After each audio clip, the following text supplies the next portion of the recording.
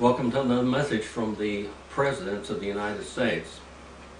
I know Marilyn has been loving this, and it takes about 8 or 10 hours for each president for me to do all the research and that I don't know. I've studied history a lot in my life, and I had all the presidents memorized at one time. When I lived here in Fish Lake Valley, our teacher was a very, very tremendous history buff.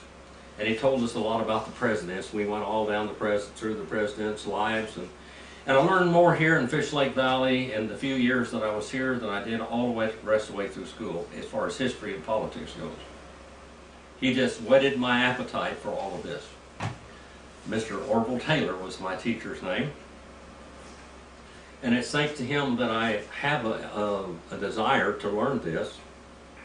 When I was young, I read every biography in the library. I got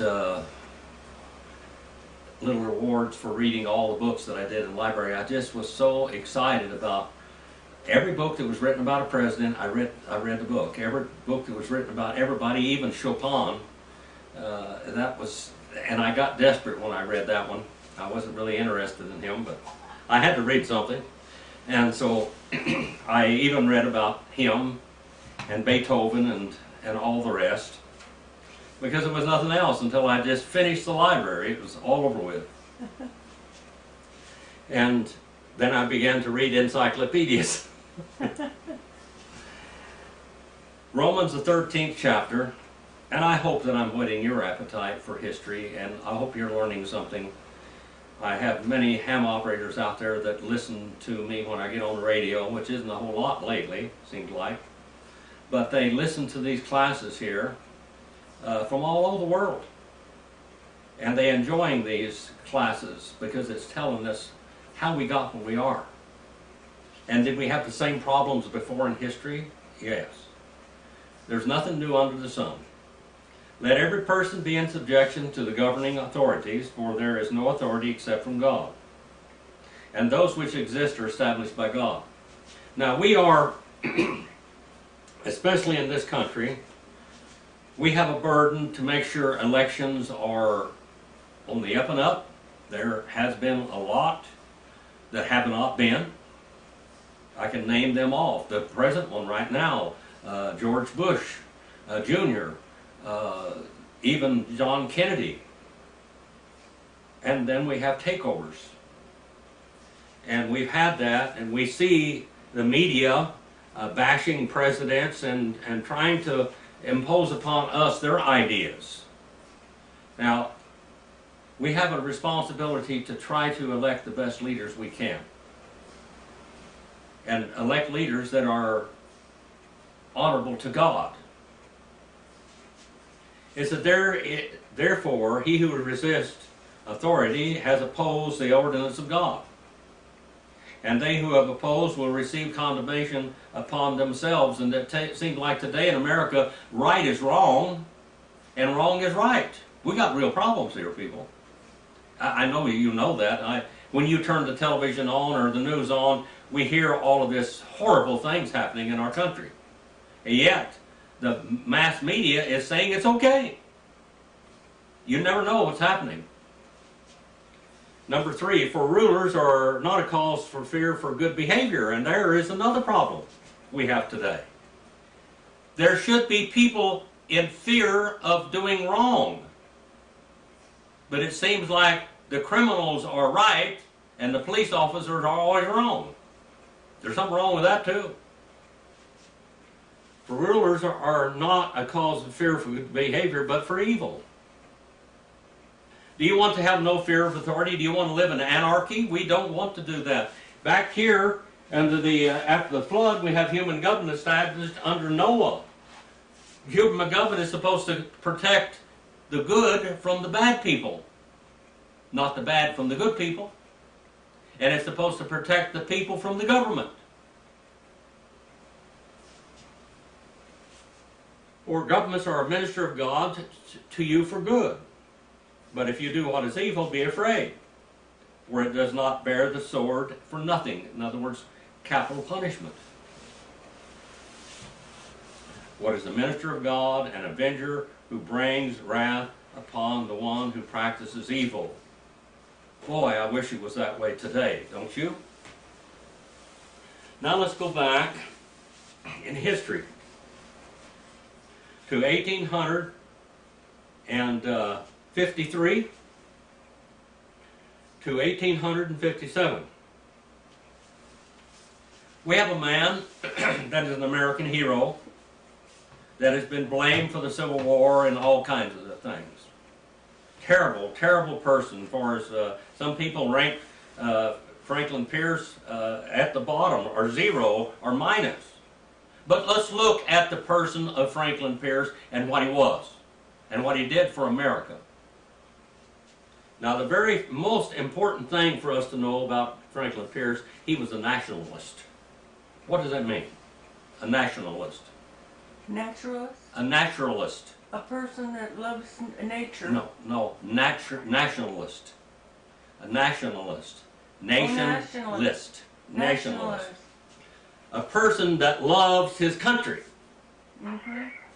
A person that loves his country. He loved America beyond his own life. Franklin Pierce was a person of hard knocks. A lot of hard knocks. He had bad luck consistently. He was the 14th President of the United States. He was a United States Senator from New Hampshire from 1837 to 1842. He was a member of the U.S. House of Representatives from New Hampshire's at-large district from 1833 to 1837. He was the Speaker of the New Hampshire House of Representatives, 1831 to 1833. He was a member of the New Hampshire House of Representatives from Hillsborough in office 1829 to 1833. A lifetime of service. The man was a lawyer, okay? That's what he did, and he kept wanting to go back to his law practice. He was a town meeting moderator for Hillsborough, New Hampshire in office 1829 to 1836.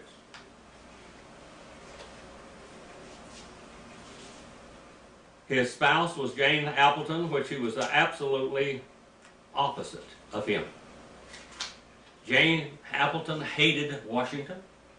She hated public life. She was a very ill person most of her life. He had children, but all of his children died. His last child, we had 3 children, his last child died in a train wreck just before he became president. Mm-hmm. His father was Benjamin Pierce.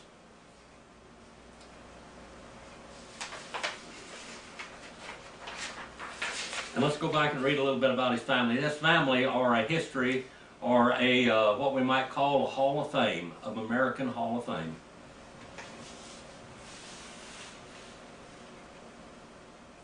He was in military service in the United States Army from 1831 to 1847, 1847 and 1848. He was a colonel in the militia. He was a brigadier general in the Army. He fought in the Mexican-American War, in the Battle of Contreras, in the Battle of Churubusco, in the Battle of Molino del Rey, in the Battle of Chapultepec, and the battle for the city of Mexico. His horse fell with him and nearly broke his leg in a charge. The others behind him, by the way, they called him a coward. His horse fell on him and nearly broke his leg, and he could not charge with his men, and he was trapped underneath his horse, so he didn't go in there. He was a very honorable man. He was a very honest man. He was faced nearly all of his life with bad publicity. His wife did not want him to become president. She didn't want him to do anything but become a lawyer. His own son said he would pray that his father would lose the election. And yet the son was killed not long after he was elected, before he even took office. Franklin Pierce was born on November the 23rd in 1804 in a log cabin in Hillsbury, New Hampshire. He was a sixth generation descendant of Thomas Pierce, who had moved the Massachusetts Bay Colony from Norwich, Norfolk, England in about 1634. His father, Benjamin, was a lieutenant in the American Revolution.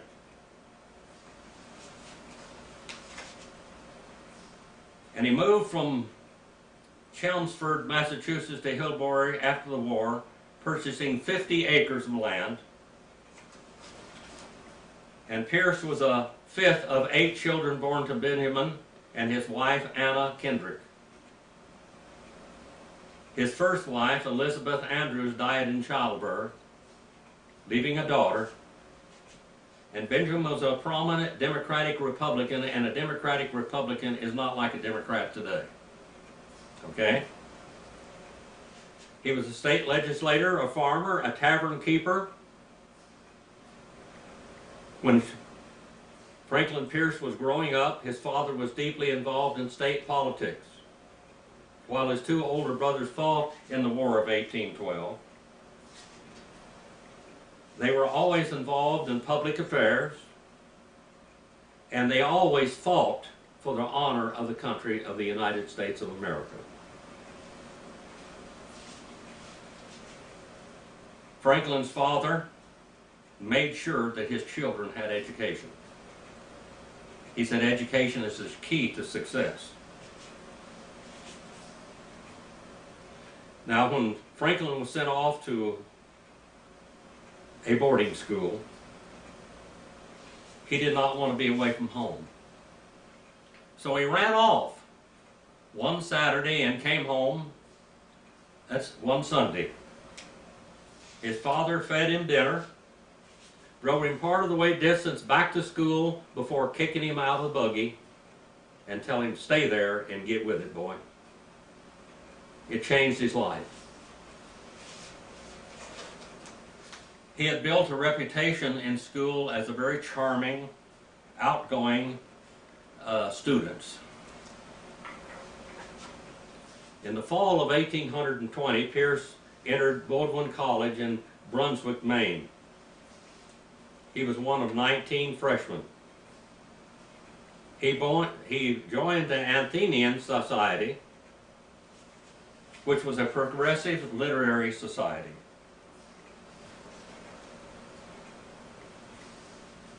He was the last in his class for the first 2 years. And he really boned up, he really tried hard, and he ended up being number 5 in his class, as graduating number 5 instead of the last. He started a military cadets in the school there in the college. He was basically a lieutenant or a captain of this military readyman, Minuteman, so to speak.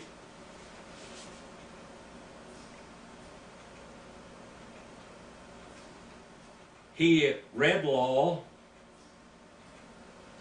Then he spent a semester at Northampton Law School in Northampton, Massachusetts, followed by a year of study in 1826 and 27 under Edmund Parker in Amherst, New Hampshire. He was admitted to the New Hampshire bar in 1827, and he began to practice law there. He lost his first case that he ever had, but it didn't discourage him.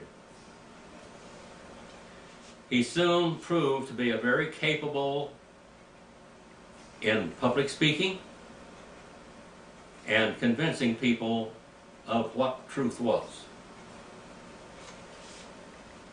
He never was a legal scholar, but he had a memory for names and places and people that is uncanny. Details in law bored him. but people he loved. He went into law with a partner, Albert Baker, who had studied law under Pierce. Now, Albert Baker was a brother of Mary Baker Eddy. Mary Baker Eddy, the woman that started the Christian Science Church of Christ.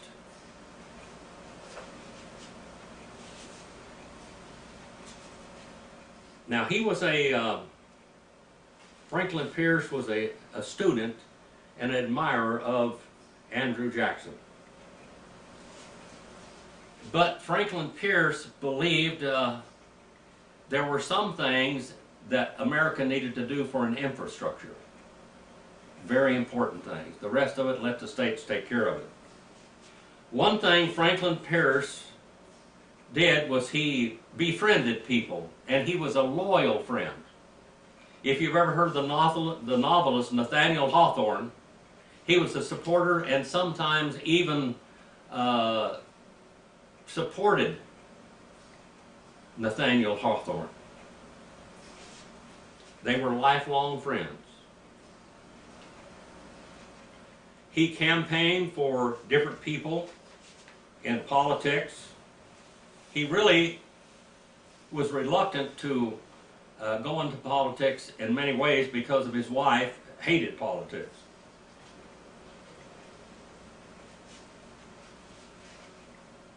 He became Speaker of the House, and he opposed the expansion of banking. He believed in building a military. He believed in a balanced budget.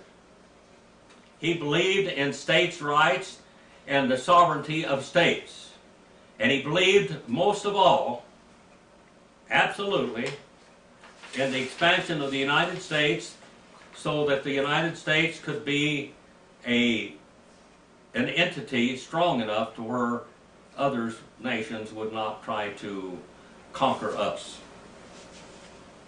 He believed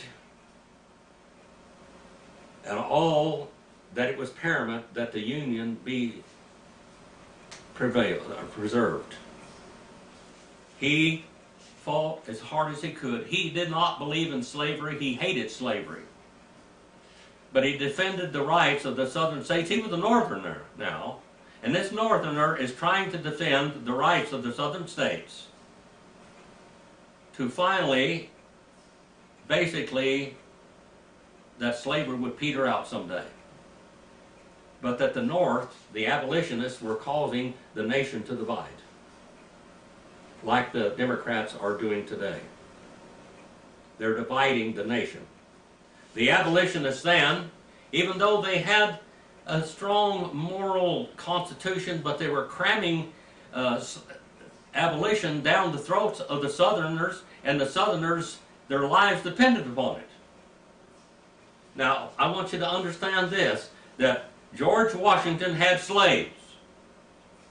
But in his will, when he died, his slaves were supposed to be set free, and so was Thomas Jefferson. These people were slave owners. He met Jane Appleton, a daughter of a congressional minister, Jesse Appleton, and Elizabeth Means. They were prominent Whigs, and here he is, a Democratic Republican. They're opposites.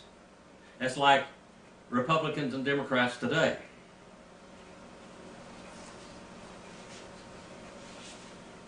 His wife's family were totally against what he believed. But he fell in love with this woman. Jane Pierce was shy. She was backward. She was devoutly religious. She was pro-temperance.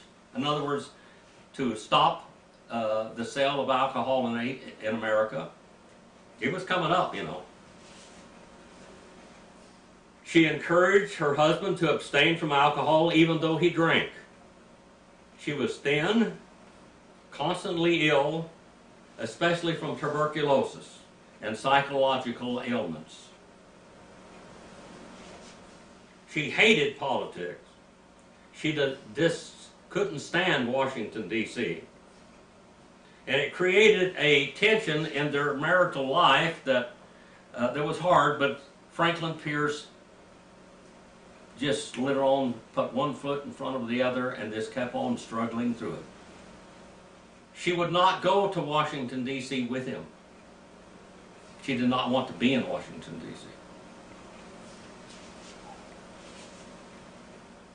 Jane Pierce didn't like Hillsborough either, where they had lived.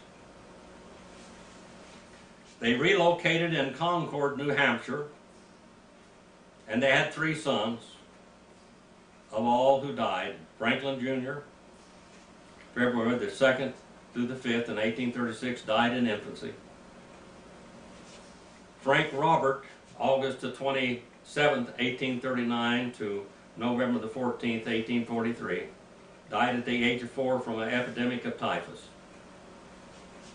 Benjamin, named after his father, was born April 13, 1841, and died January the 6th, 1853, at the age of 11, in the train accident, just before he was inaugurated into presidency.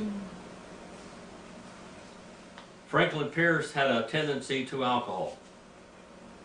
That's sure. He died of cirrhosis of the liver when he was in his 60s.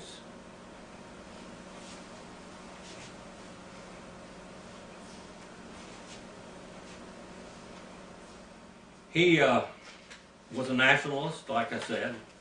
He believed in the preservation of the Union in spite of all. He believed that the abolitionists were dividing America and the American press was dividing America. He said, I consider slavery a social and political evil, and most sincerely wish it had no existence upon the face of the earth. One thing must be perfectly apparent to every intelligent man. This abolition movement must be crushed or there is an end to the Union. The abolitionists must be squelched or the Union will die. Was he right? Yes.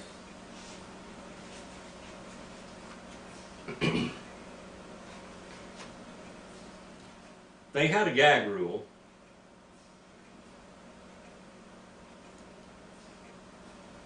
Representative James Henry Hammond of South Carolina looked to prevent even the debate of slavery in the Senate or in the House of Representatives.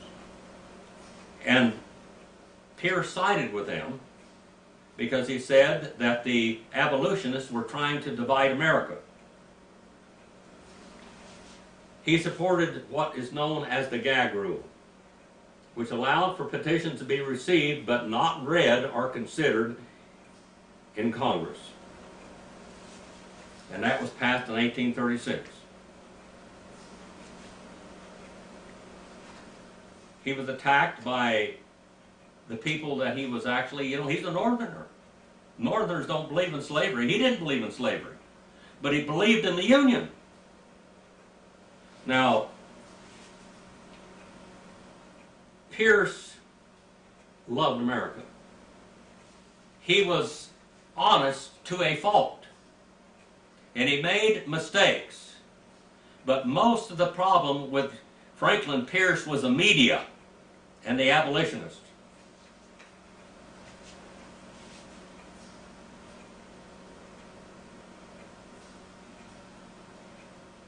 The elections from the Senate, he was elected to a full term to commence in March 1837. He was 32 years old. He was one of the youngest members of the Senate in Senate history. The election was a difficult time for his family. His father, his sister, and his brother were seriously ill, while his wife continued to suffer from chronic poor health.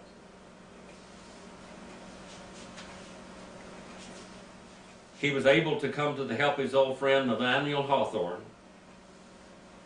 who struggled financially. You know, artists and writers that's really a rough occupation, you know that? He procured for him a certain amount of income and protection. Pierce seemed to vote along his party lines except when it went against his conscience. And if something went against his conscience, I don't care what's going on around him, he's going to vote for his conscience, what he thought was right. The man was honest to a fault.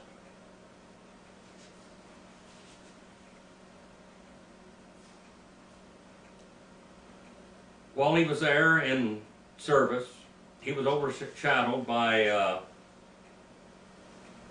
John Cal, Sig Calhoun, Henry Clay, and Daniel Webster. They dominated the Senate. There was a Great Depression going on in the country, and the country was being divided by slavery, by the abolitionists, and Great Depression. He believed that America was in trouble because of extravagance and overtrading and speculation, dishonest speculation. The debate of slavery just continued to be in everybody's face all the time.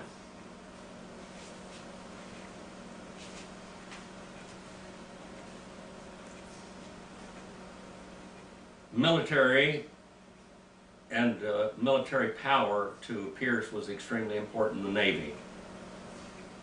He built the Navy. He built the military. By the way, he reformed the military. Where you have human beings, you always have a great account of dishonesty and corruption and greed and malfeasance, don't we?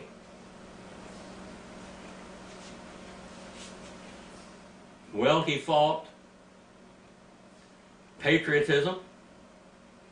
He fought graft in the military. And one thing about Franklin Pierce throughout his life, throughout his political life, he tried to make every decision this country made a decision that he believed was correct to do. He tried to cut out the hucksters and what we might call dishonest politicians.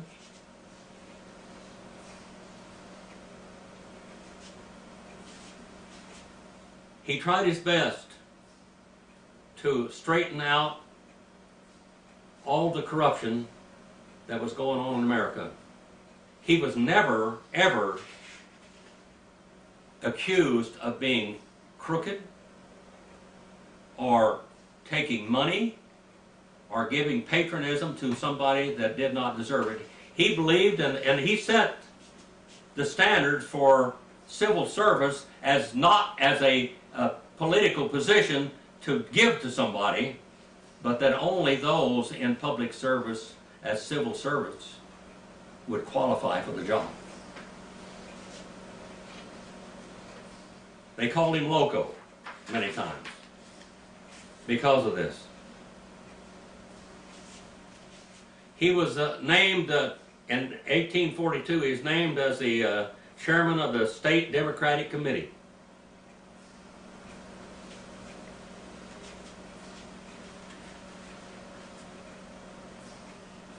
The Democratic Committee was divided because of slavery.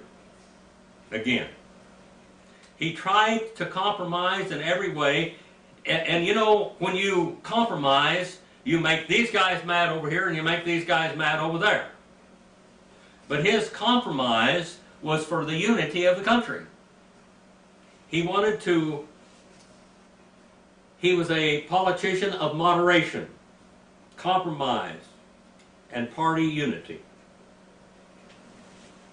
He put the real importance of this ahead of his own personal opinions.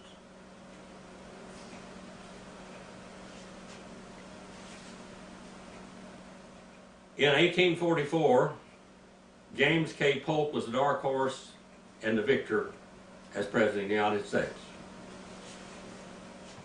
Pierce had campaigned heavily for Polk during the election.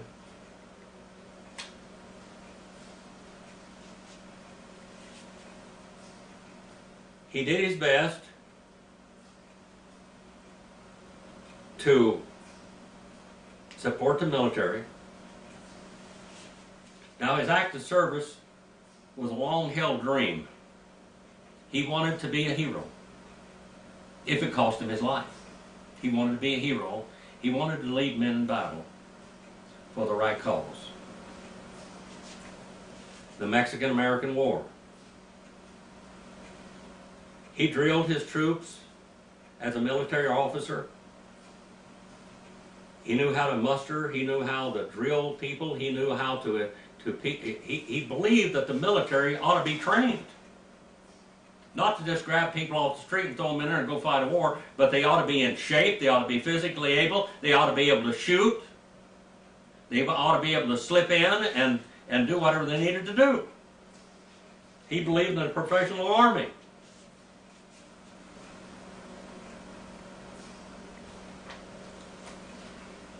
Like I said, he fought in the Mexican-American War.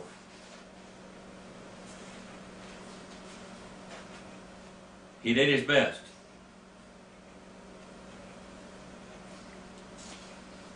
On March the 3rd, 1847, Pierce was promoted to Brigadier General and took up command of a brigade of reinforcements for General Scott's army, Zach Winfield Scott. With Ransom succeeding command of the regiment, needing time to assemble his brigade, Pierce reached the already seized port of Veracruz in late June, where he prepared to march 2,500 men, accompanying supplies for Scott. On the 3-week journey, the inland journey was perilous. His men had to fight off many attacks before joining Scott's army in early August, but in time for the Battle of Contreras. The Battle of Contreras was disastrous for Pierce. His horse was suddenly startled during a charge, knocking him groin first against his saddle. The horse then tripped into a crevice and fell, pinning Pierce underneath and debilitating his knee.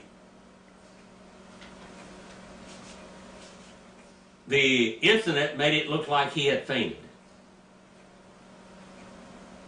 One soldier said to call for someone else to take command. General Pierce is a damned coward. He wasn't. He was injured. Bad luck again, you know. Pierce returned the following day's action, but re-injured his knee, forcing him to hobble after his men. By the time he caught up, the battle was mostly won. In the Battle of Churubusco, Scott ordered Pierce to the rear to convalesce. He responded, "For God's sake, General, this is the last great battle and I must lead my men." Scott yielded. Pierce entered the fight tied to his saddle.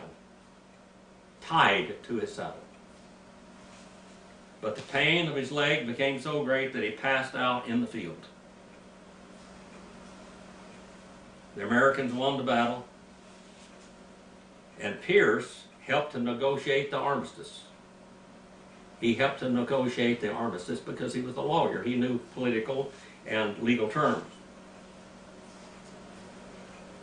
He returned to his command and led his brigade throughout the rest of the campaign, eventually taking part in the capture of Mexico City in that battle.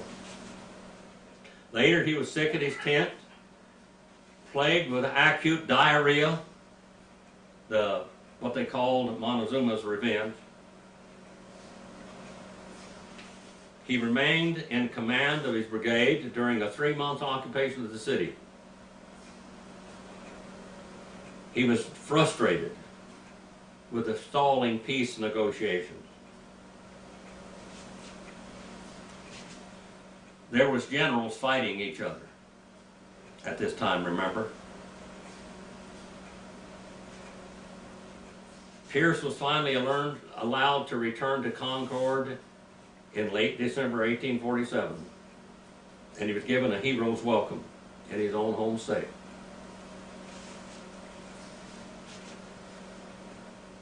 He was followed by accusations of cowardice that shadowed him all the rest of his life, and the man was not a coward. The man had himself tied to the horse so he could lead into battle.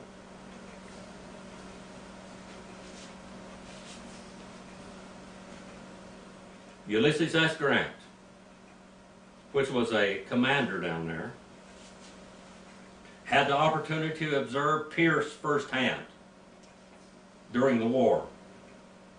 He said the allegations of cowardice in his memoirs, written several years after Pierce's death, whatever General Pierce's qualifications may have been for the presidency, he was a gentleman, a man of courage, and was not a supporter of him politically, he said, but I knew him more intimately than I did any other volunteer generals.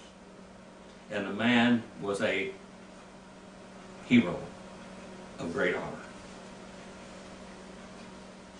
Pierce went back to Concord and resumed his law practice where his wife wanted him to.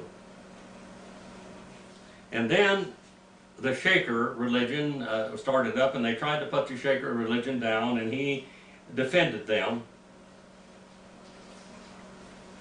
over religious liberty. If he was here today, he would stand for freedom of speech and freedom of religion. He continually fought against the advancement of slavery into the new states that have been acquired in the Mexican-American War. He wanted slavery barred from other places, and he supported the Missouri Compromise.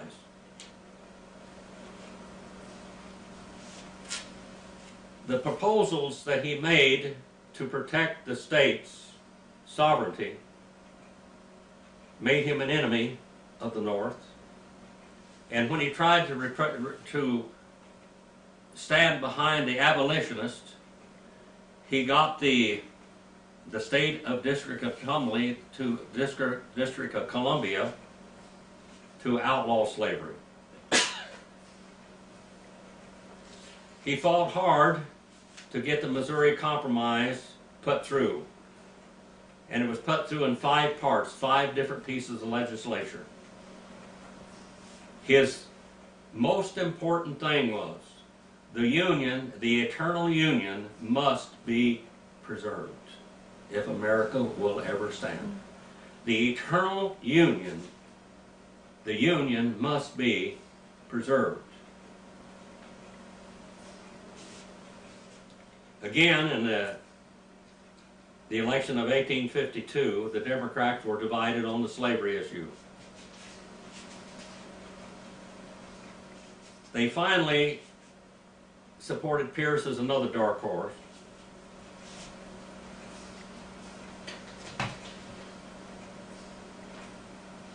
And New Hampshire thought that they should supply the presidential candidate. Pierce placed almost unsurmountable obstacles in his nomination. He had been out of public service and office for 10 years, a whole decade. He did not want to run for president. He wanted somebody else to do this job. His wife hated it, and she was wanting a divorce if he became president. She wasn't going to support him at all. She wasn't going to stand behind him. Finally, he allowed his supporters to lobby for him. They said, "You're the only man who can win. You're the only man who can win."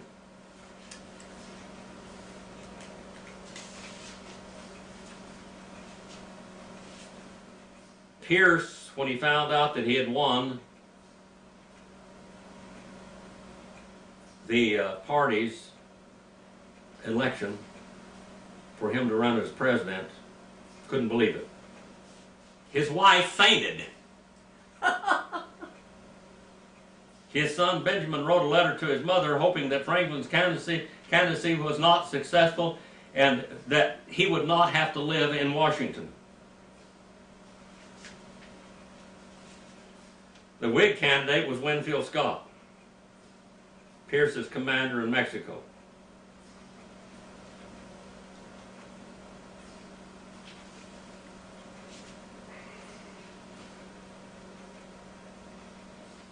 It is said that this campaign was one of the most least exciting campaigns in the history of American presidents. He didn't want it. His wife was fighting him all the time. His child, the only child left, wanted him to lose.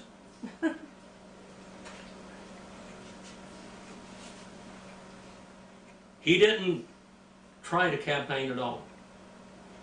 Period. Just before he takes the oath of office, his son is killed. And he turns to the bottle again. And he's drinking, which is not good for his health. But he's trying to do the best in his life he can for his country. He would like to go home and just be a lawyer.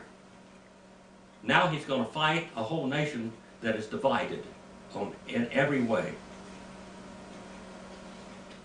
He was the only president at this time to deliver his inaugural address from memory. He's the only president that didn't have to read notes when he was delivering his inaugural address. He did it by memory.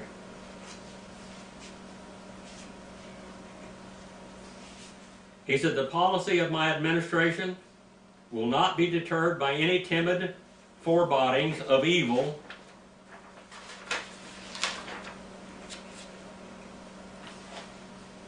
He said the expansion.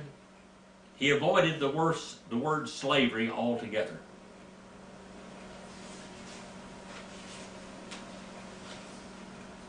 He said, my desire is to put the most important subject in my mind, and that is to maintain a peaceful union.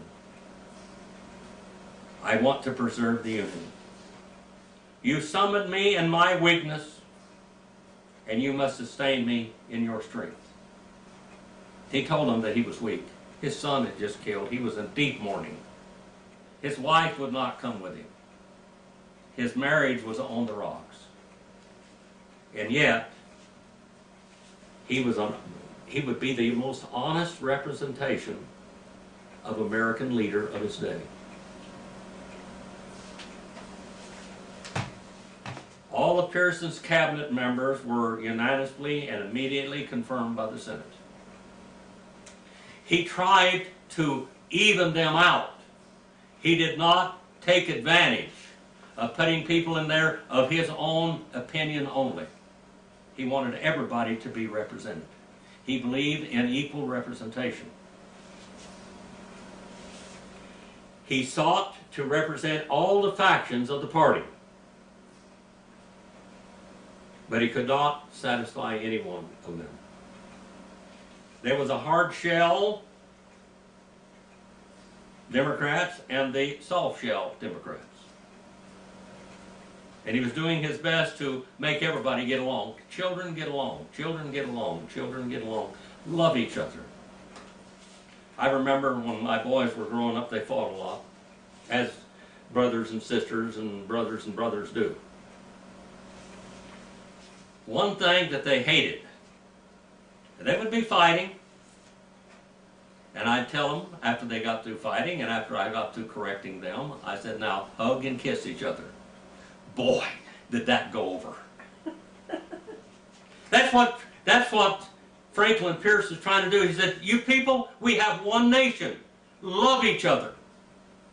Hug each other, kiss each other whether you want to or not.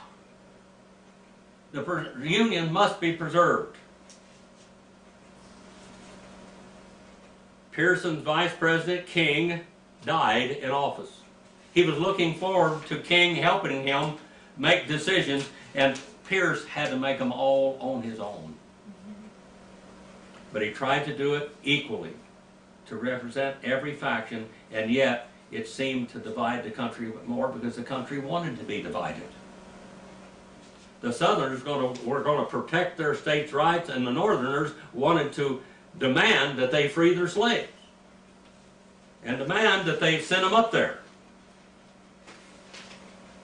Well, we had the act that had to return, you had to return an escaped slave back to his owner. And he supported it. He didn't want to, but he had to support it for the South.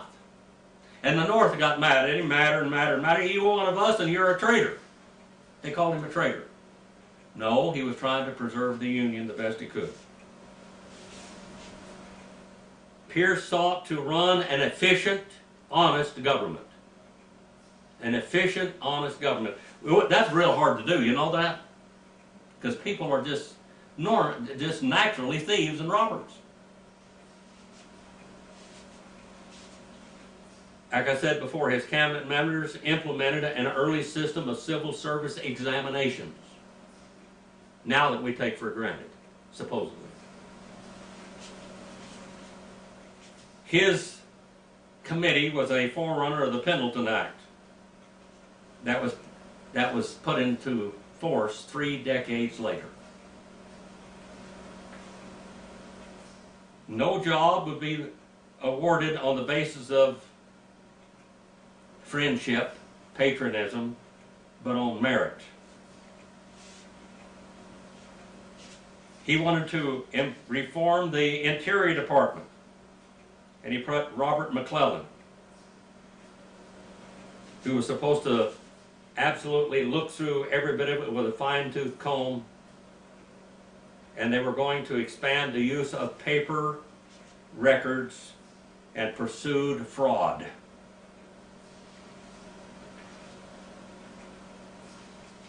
Another one of Pierce's reforms, his presidency was a presidency of reform, from corruption to reality, what really needs to be done.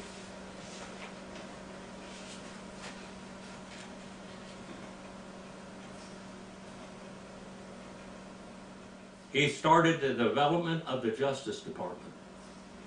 This is a man that nobody got along with, because he was trying to make both sides happy. What happened after his presidency? We have a division, we have a civil war where 600,000 men died.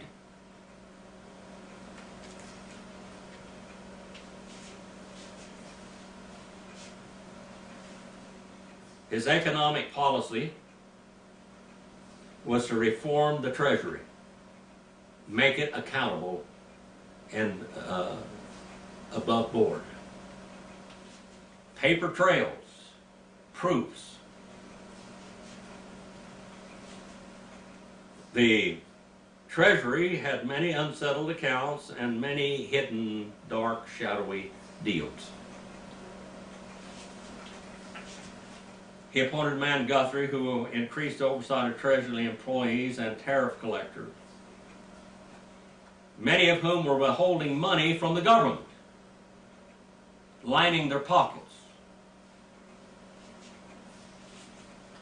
Despite laws requiring funds to be held in the Treasury, large deposits remained in private banks under the Whig administration. Guthrie, his appointee, reclaimed those funds and sought to prosecute corrupt officials. Sometimes it worked, sometimes it didn't. There's so much corruption involved at this time. He was trying to clean house.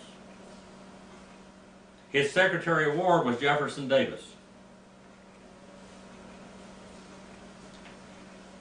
He was supposed to lead in the Corps of Topographical Engineers for a possible transcontinental railroad route. This began with Pierce, people. The transcontinental railroad began with Pierce. The Democratic Party had long rejected federal appropriations for internal improvements, but Davis felt that such a project could be justified as constitutional and national security objective. Davis also, now this is Jefferson Davis, the one that would become president of the Confederate States of America. He deployed the Army Corps of Engineers to supervise the construction projects in the District of Columbia, including the expansion of the United States Capitol and the building of the Washington Monument.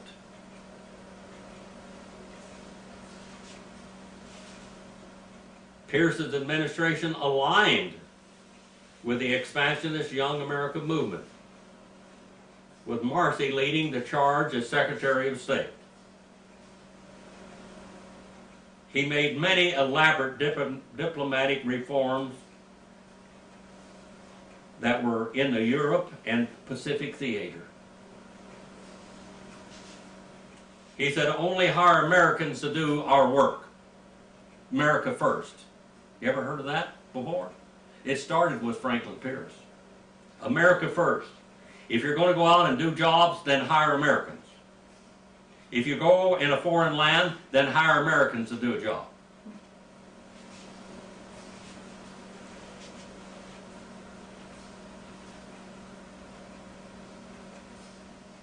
Davis was an advocate of southern transcontinental route, and he persuaded Pierce to send the rail magnate James Gadsden to Mexico to buy land for a potential railroad. Now, Pierce went down into Mexico to buy land for a right-of-way. Because he did that, our borders between Mexico and America were extended even more. We bought the land. Gadsden was charged with renegotiating the provisions of the Treaty of Guadalupe Hidalgo, which required the U.S. to prevent Native American raids into Mexico from New Mexico territory. That's the Apaches and Comanches. Gadsden negotiated the treaty with the Mexican President Antonio Lopez de Santa Anna. That's Santa Anna. In 1853, purchasing a large swath of land to American Southwest, and negotiations were nearly derailed by William Walker's unauthorized expedition into Mexico. And so a clause was included charging the United States with combating future such attempts of excursions into Mexico.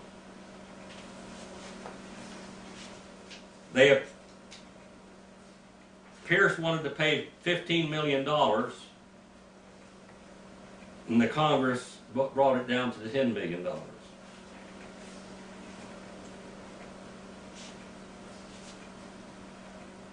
Congress also included a protection clause for a private citizen, Albert G. Slow, whose interests were threatened by the purchase. Pierce opposed the use of federal government to prop up private industry. He did not endorse the final version of the treaty, which finally was ratified.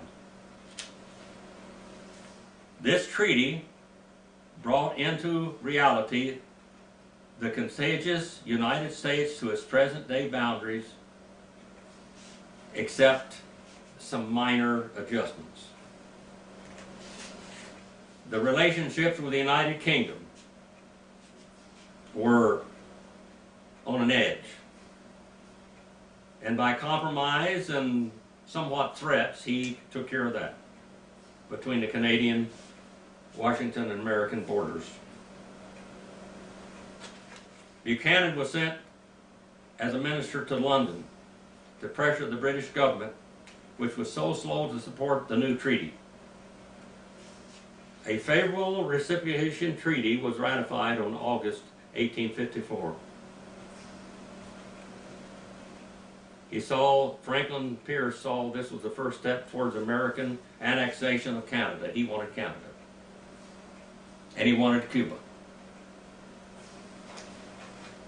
And Central America, he tried to keep Great Britain, the United Kingdom out of Central America with the Monroe Doctrine.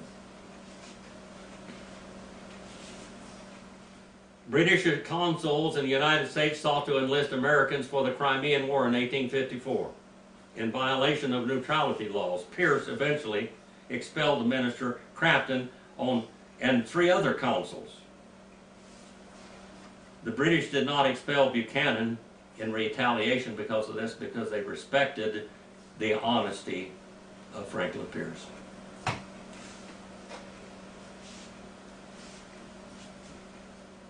Britain had violated the Clayton-Bulwer Treaty. The British, according to Buchanan, were impressed by the message and were rethinking their policies because of this great man. You won't hear these things in most books or read these things. The British were to abandon their Central America possession. The Canadian Treaty was ratified by Congress and the British Parliament and by the colonial legislations in Canada.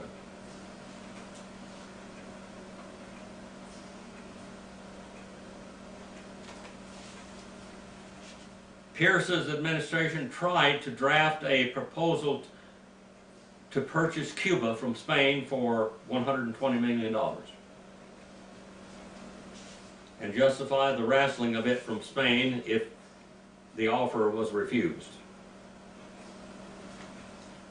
The Ostend Manifesto, which had been drawn up by the insistence of the Secretary of State Marcy, provoked the scorn of Northerners, who viewed it as an attempt to annex a slave-holding possession to bolster Southern interest. He wanted a border of protection in America. He wasn't for slavery, even though Cuba was founded on slavery.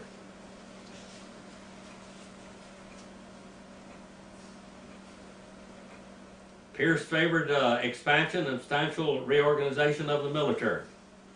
The Secretary of War, Davis, Jefferson Davis, and the Navy Secretary, James C. Dobbin, found the Army and Navy in poor condition,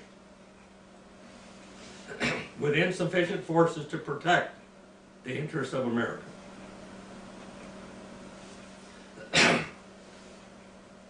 Commodore Matthew Perry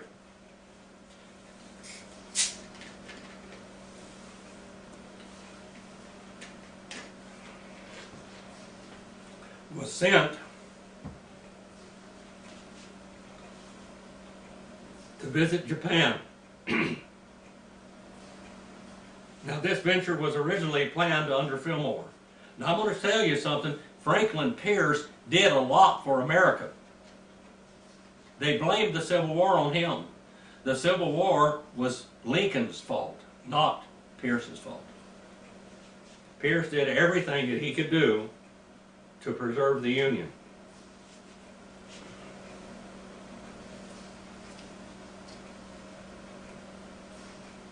In an effort to expand trade to the east, Perry wanted to encroach on Asia by force.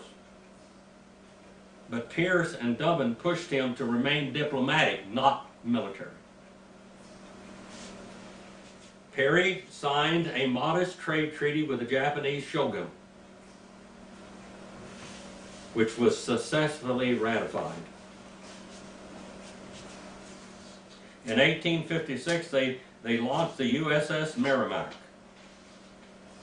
one of 6 newly commissioned steam frigates. And that was one of Pierce's most precious, personal, satisfying days in office when that was done.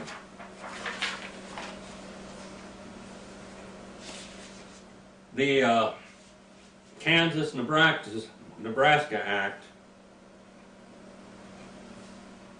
that allowed slavery in some states and not in others was passed in May 1854 and ultimately defined Pierce's presidency as a total failure from the North and from the South. Because of compromise, he wanted to preserve the Union. Then we had Bleeding Kansas. Bleeding Kansas. people went into Kansas, the pro-slavery and the anti-slavery, and they began to kill each other. And that's why they called it Bleeding Kansas. The Kansas-Nebraska Act basically cost his presidency.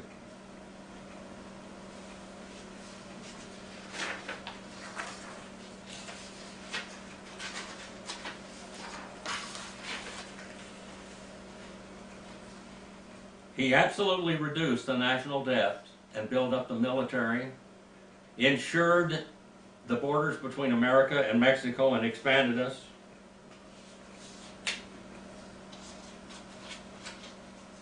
After Pierce lost the election, he remained in Washington, D.C. for more than 2 months, staying with his former Secretary of State, Marcy.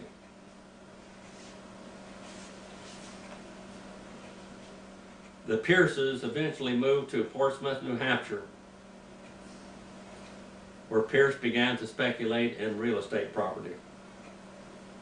Seeking a warmer climate for his wife, they spent the next 3 years traveling, beginning with a stay in Madeira, followed by tours of Europe and Bahamas.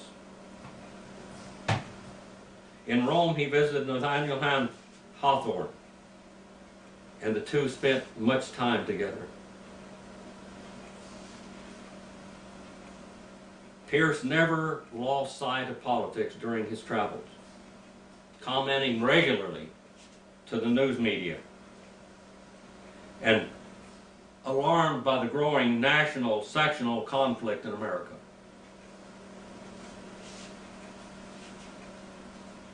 He said, "The Northern abolitionists stand down to avoid a Southern secession, writing that the bloodshed of the Civil War would not be along the Mason-Dixon line merely, but within our own borders and our own streets."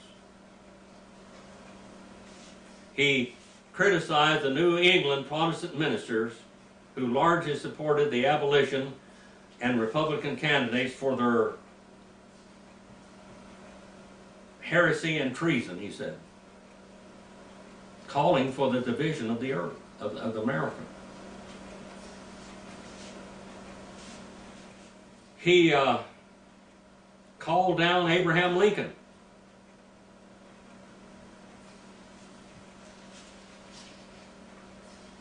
Douglas, who debated with Abraham Lincoln, called President Franklin Pierce a man of integrity and honor.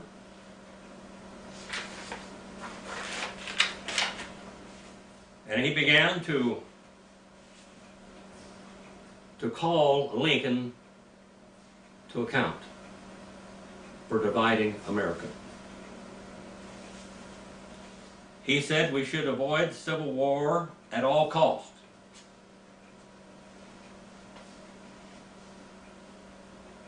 He fought Lincoln when people began to speak against him. He put them in jail. He believed in freedom of speech. Lincoln squelched freedom of speech.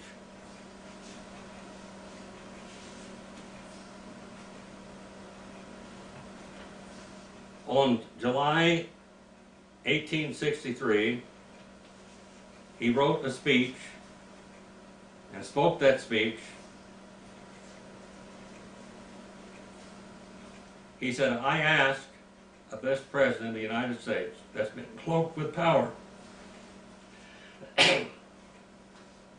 to dictate to any one of us when we must or when we must speak or be silent upon any subject, and especially in relation to the conduct of any public servant."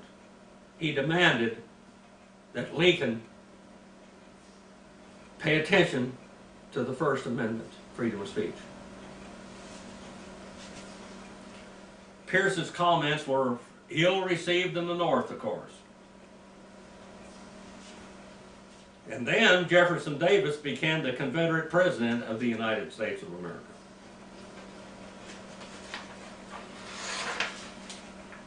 Franklin Pierce did everything he could do after the Civil War to keep Jefferson Davis from being hung.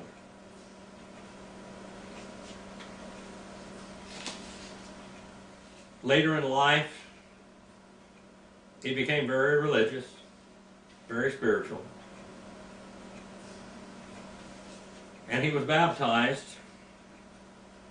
into the Episcopal faith of St. Paul's Church in Concord.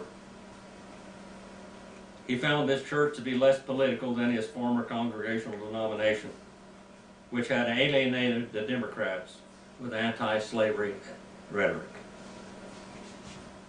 He said, "I'll take up the life as an old farmer." He supported Andrew Johnson's Reconstruction to try to put the South and the North back together again and to rebuild the South. He died of cirrhosis of the liver at 4:30 a.m. on Friday, October the 8th, 1869, at the age of 64. President Grant, who later defended Pierce's service in the Mexican-American War, declared a day of national mourning. Newspapers across the country carried lengthy front-page stories examining Pierce's colorful and controversial life. Pierce was buried next to his wife and his two sons in a Minot enclosure in Concord Old North Cemetery. His last will that he signed on January the 22nd, 1868, Pierce left a large number of specific bequests such as paintings, swords, horses, and other items to friends, family, and neighbors. Much of his $72,000 estate, equal to $1.308 million today, went to his brother Henry's family and to Nathaniel Hawthorne's children. He never forgot his friends, ever.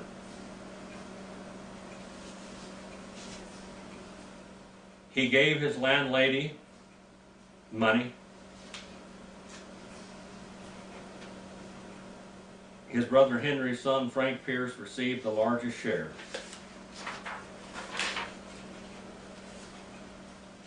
A man that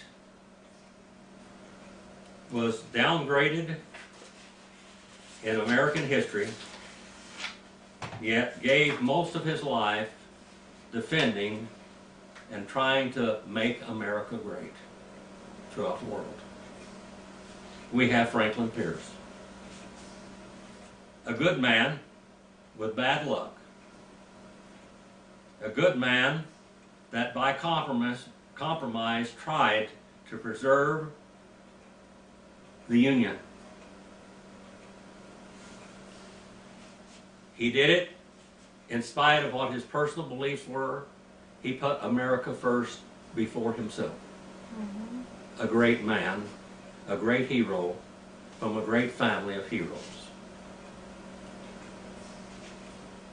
Father, thank you for history, that we have it. If we don't study history, we get to repeat it over and over again. Father, give us wisdom.